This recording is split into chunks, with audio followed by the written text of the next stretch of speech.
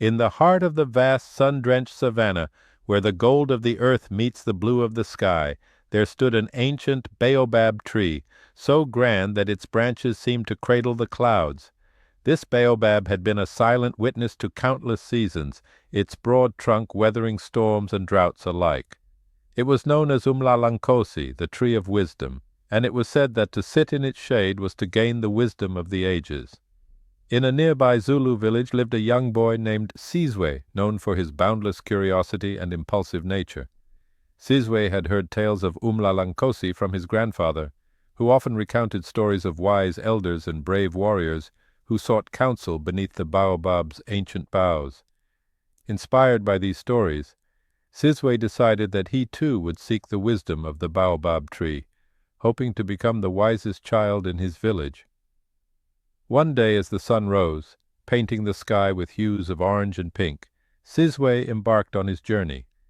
He walked under the scorching sun, across dusty plains and through whispering grasslands, until the great baobab loomed before him, majestic and serene. Sizwe approached the tree with reverence, laying his small, weather-beaten hands upon its gnarled bark. He whispered his desire for wisdom.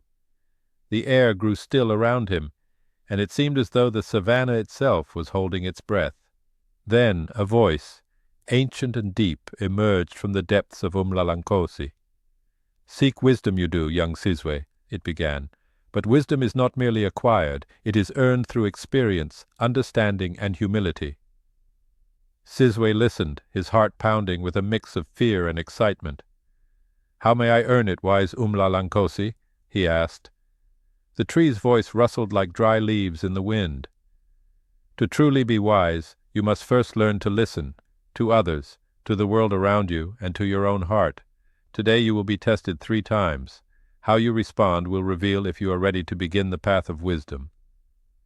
Eager to prove himself, Sizwe nodded and watched as the landscape changed before him, brought forth by Umlalankosi's powerful magic. First he encountered a lion trapped in a hunter's net. Despite his fear, Sizwe remembered the baobab's words and listened to the lion's pained whimpers, to the rustling of the leaves telling him it was safe, and to his heart urging him to help.